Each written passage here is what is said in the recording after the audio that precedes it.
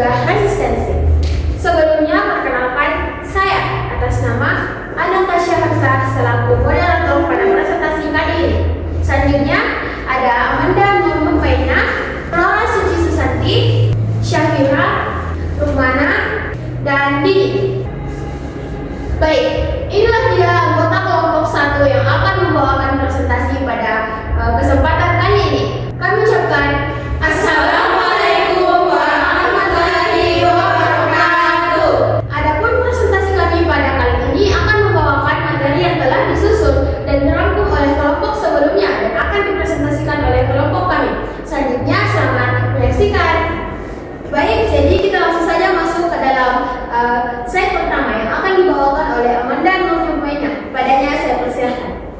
Baik, pada slide ini saya akan menjelaskan tentang apa sih itu antibiotik. Jadi antibiotik adalah obat yang digunakan untuk menghambat pertumbuhan atau membunuh bakteri yang berasal dari mikroorganisme seperti bakteri dan jamur. Kemudian atau dibuat secara sintetis di laboratorium. Perlu diingat bahwa antibiotik itu hanya bekerja pada infeksi bakteri dan tidak bekerja pada virus seperti flu dan batuk pilek yang biasa. Kemudian, kapan sih antibiotik digunakan? Antibiotik digunakan itu tidak selalunya pada semua penyakit, tapi pada penyakit tertentu atau pada kondisi tertentu. Yang pertama, antibiotik itu digunakan saat sakit karena infeksi bakteri, contohnya infeksi saluran kemih atau luka bernanah. Kemudian yang kedua, resep dokter. Jadi antibiotik itu digunakan harus pada resep dokter.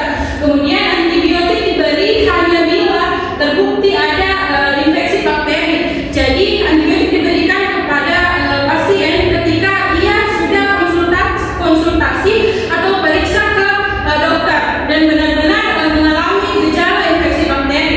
Kemudian antibiotik diberi bila ada infeksi bakteri yang tidak sembuh sendiri atau semakin parah. Nah, contohnya misalnya kalau seseorang sudah demam sekitar 1 minggu atau 2 minggu, nah di situ baru bisa dikasih antibiotik karena dia mengalami sakit yang berkepanjangan atau dia semakin parah berhari-hari. Sekian dari saya kembalikan kepada moderator. Baik, saya ucapkan terima kasih kepada saudari Amanda Nurmupaina yang telah memaparkan materi tadi. Selanjutnya akan dilanjutkan oleh saudari Flora Suci Susanti. Kepadanya saya persilahkan. Baik, pada slide ini saya akan menjelaskan cara penggunaan antibiotik yang benar. Yang pertama, gunakan antibiotik hanya dengan resep dokter.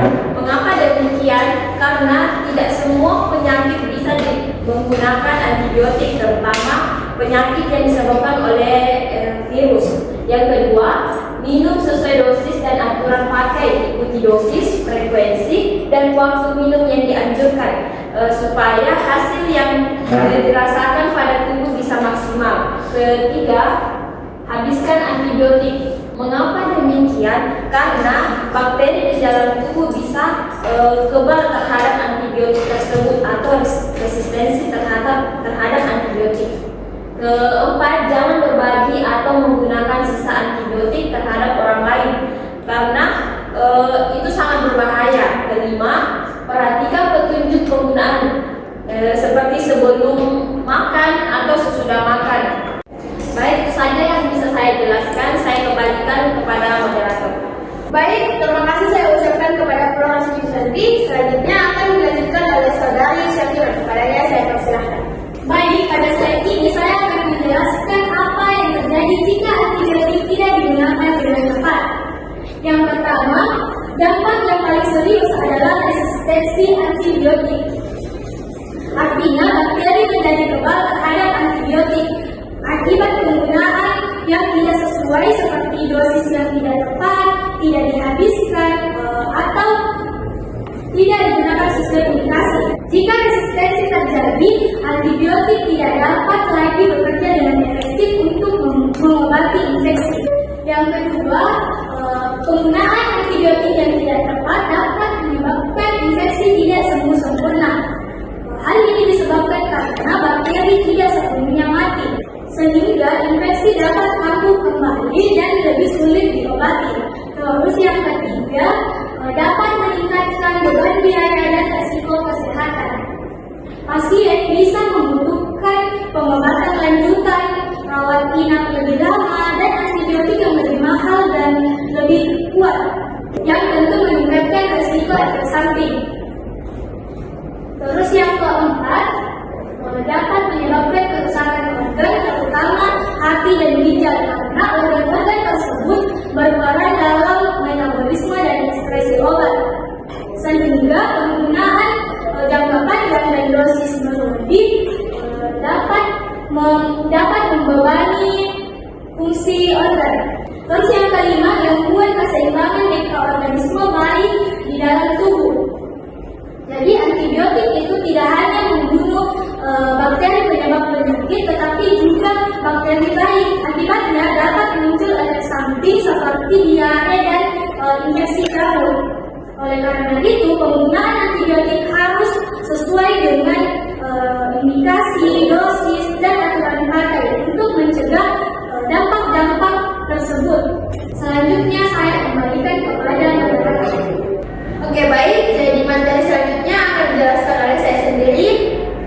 Resistensi antibiotik adalah kondisi di mana bakteri itu menjadi kebal atau menjadi resisten terhadap antibiotik, sehingga dampaknya membuat infeksi luka menjadi sulit untuk diobati, bahkan mengancam jiwa, serta dapat meningkatkan risiko penyebaran penyakit dan biaya perawatan yang lebih mahal. Menurut WHO pada tahun 2023, resistensi bakteri terhadap antibiotik telah menjadi masalah kesehatan global dengan berbagai dampak yang merugikan. Data Survei Nasional Resistensi Antibiotik Kementerian Kesehatan pada tahun 2016 menunjukkan bahwa makin meningkatnya kejadian bakteri multiresisten yang harus segera dikendalikan dengan menerapkan penggunaan antibiotik secara bijak dan pencegahan pengendalian infeksi secara optimal. Dengan kata lain, resistensi antibiotik ini adalah suatu keadaan di mana sebuah penyakit yang disebabkan oleh infeksi bakteri kini tidak lagi dapat disembuhkan atau dapat dicegah menggunakan antibiotik karena keadaannya yang sudah kebal atau tidak lagi dapat diobati dengan antibiotik. Jadi, seperti yang dijelaskan oleh saudara Syafira tadi, bahwa jika kita tidak menggunakan antibiotik dengan tepat, maka akan ditimbulkan yaitu resistensi antibiotik, di mana antibiotik itu tidak lagi menjadi perlawanan terhadap penyakit yang disebabkan oleh bakteri. Baik, jadi itu saja yang dapat saya sampaikan terhadap resistensi antibiotik. Selanjutnya akan dilanjutkan oleh saudari mana kepadanya saya persilahkan. Baik, di sini saya akan menjelaskan mari mencegah resistensi antibiotik dengan cara 6T. Apa sih 6T itu? Yang pertama, tidak membeli antibiotik sendiri tanpa resep dokter. Yang kedua, tidak menggunakan antibiotik untuk infeksi selain bakteri. Yang ketiga, tidak menyimpan antibiotik untuk persediaan di rumah. Yang keempat, tidak memberikan antibiotik untuk sisa orang lain. Yang kelima, tetap minum antibiotik sampai habis agar infeksi benar-benar sembuh. Yang keenam, tanya pada apoteker untuk informasi obat antibiotik. Sekian dari saya kembalikan ke moderator. Oke, baik, terima kasih kami ucapkan kepada saudari Romana. Selanjutnya akan dilanjutkan oleh saudari Didi. Kepadanya saya persilahkan. Terima kasih kepada moderator. Baik, saya akan menjelaskan peran apoteker. Yang pertama itu memberi edukasi kepada masyarakat. Jadi apoteker harus memberi edukasi kepada masyarakat. Kemudian yang kedua, menjamin antibiotik diberikan sesuai resep dokter. Jadi tidak boleh memberi obat antibiotik tanpa resep dokter. Kemudian yang ketiga, menjelaskan cara menggunakan antibiotik yang benar, yaitu harus sesuai dengan jam, kemudian cara minumnya sebelum atau sesudah makan. Yang keempat, mengingatkan pentingnya menghabiskan antibiotik. Walaupun sudah merasa sembuh, kita harus menghabiskan obat antibiotik sesuai dengan terapi. Kelima, memberikan informasi yang samping dan interaksi obat. Jadi kita harus seperti mual, alergi, kemudian beberapa obat antibiotik dapat berinteraksi dengan beberapa obat lain dalam mencegah penyalahgunaan antibiotik. Kita harus mencegah penggunaan antibiotik tanpa alasan medis. seperti minum antibiotik untuk flu dan menyimpan sisa antibiotik untuk baik saya ganti kepada moderator. Baik, saya ucapkan terima kasih kepada saudara Dini atas pemaparan materinya. Selanjutnya ada kesimpulan yang akan dibacakan oleh saya sendiri. Yang pertama, antibiotik harus digunakan hanya dengan resep dokter sesuai dosis dan aturan serta harus dihabiskan.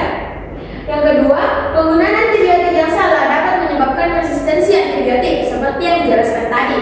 Kemudian yang ketiga, resistensi ini membuat penyakit lebih sulit untuk diobati, pengobatan menjadi lebih lama dan beresiko bagi diri sendiri